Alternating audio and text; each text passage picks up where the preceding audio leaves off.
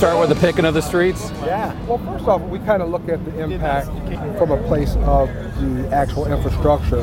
That's the driver of it, but we also look at the impact on the neighborhoods. We also look at the street maintenance aspect of the Division of Infrastructure, where we plan the projects and we hand them over to James's group for the design and construction portion, but then it comes back to us to maintain them. So we look at all those aspects as far as equitability, proximity to the locations for maintenance. We pick for resurfacing. Now this year we have almost 40% of the program that was focused on opportunity neighborhoods. Now it doesn't necessarily mean all the funding, because the streets definitely moved because of the impacts on the base repairs. We really worked on this year in spreading the program out so it would be impactful to the whole city, as we know it impacts the quality of life, especially in your initiative for the neighborhoods and how it would impact those places. And this is CDBG specifically? Is that correct? Right? Yes, sir. Another reminder how important the census is, because I think a good part of the resources CDBG and the formulas are based on the census and other types of important work taking place in the community. That's making correct. sure that everybody's counted so that resources like this come back into our city, into our neighborhoods. I think there are a couple of different phases, is that right, to this work, or, in neighborhoods of resurfacing this year? We have 3 packages we put out based on the streets he picks. And package 1 was just CDBG dollars, 2 and 3 were capital dollars. Okay. And what's our total resurfacing program for the year? For the year, I believe it's around 24.7 million. Okay. And that includes the CDBG dollars. You said spread throughout the city. What are some of the neighborhoods that'll be impacted by these 3 phases this year? I know Linden, of course, we have some work in the hilltop areas that are part of that, but we really focused on your initiatives for the opportunity neighborhoods, and also overlaying the CDBG eligible roadways that were already part of our plan for funding. We didn't pick streets just because they were in those areas. It was also because the infrastructure needed the work as well. And Frank's team usually follows streets that actually had utility work. So we're usually the last ones in to finish things off. So we're following a lot of water line projects, sewer projects, blueprints. So we were down in Franklinton, we were in Clintonville after Blueprint, following up with a lot of the cuts, and we were out here on Weber following a water line. We typically try and follow the utility work, so when they're all done with their work. The other way around. Correct. So we want to be the last ones there. Yeah. That's our goal. Yeah. So when you guys, this resurfacing, obviously there are curbs, the ADA ramps. Tell me a little bit of all the kind of checklists. I see places maybe where either the curbs were worn down, that they've been either replaced or restored. Take me through, your checklist when a resurfacing project comes to a neighborhood. So we're going through and we're looking at the curbs.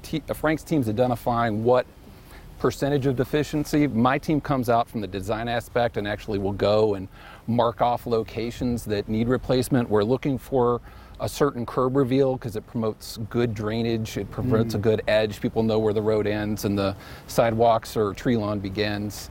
Again, coming back like on this, the curb could have been dilapidated. We're going back and restoring that to good function and form.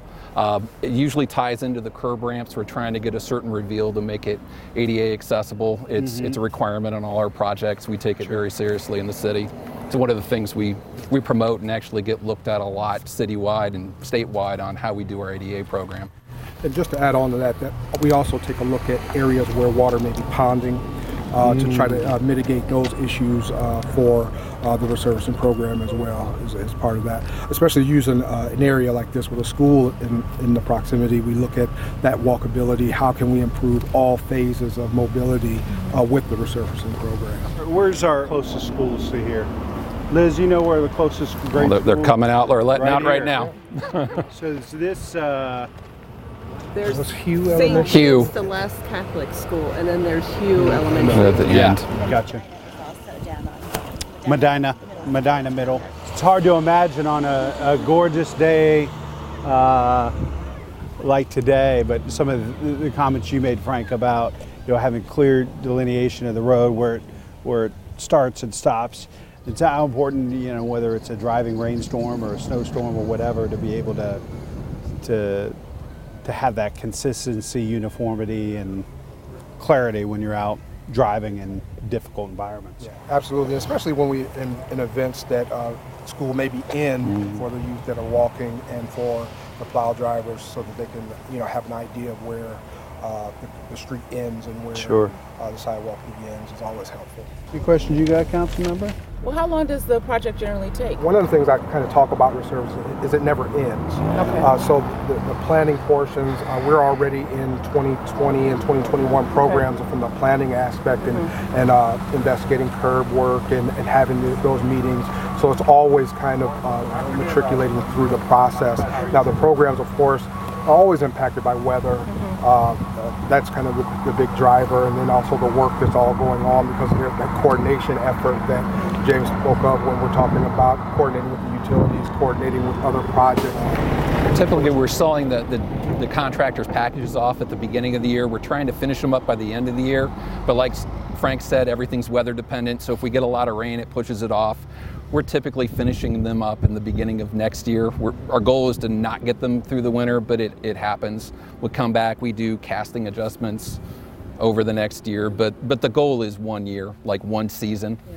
And we're going Dunedin, all of Dunedin to, we're going all the way to Cleveland? Cleveland. And then this is Oak Lawn. Oak Lawn. And how far are we going from? Oakland Park to Hugh. To Hugh. Gotcha. Wonderful job. Thank you. I'm going to go check out some of this action down here with the resurfacing. Yeah. It just is a clear demonstration to taxpayers and residents. Our top 3 priorities remain neighborhoods, neighborhoods, neighborhoods. And the street is such a basic but critically important investment we make on behalf of our residents and our neighborhoods. Because regardless of where you are in your stage in life, as a child, a working adult, or a retiree, everybody needs these streets to be able to access school, work, and staying in touch with friends and family. And so restoring curbs, resurfacing curb ramps. I was talking with somebody earlier who said that there's a resident in this neighborhood here in North Linden. This is the first time they'd seen a road resurfaced in 40 years. And so making these types of investments in our opportunity neighborhoods has got to be a top priority moving forward.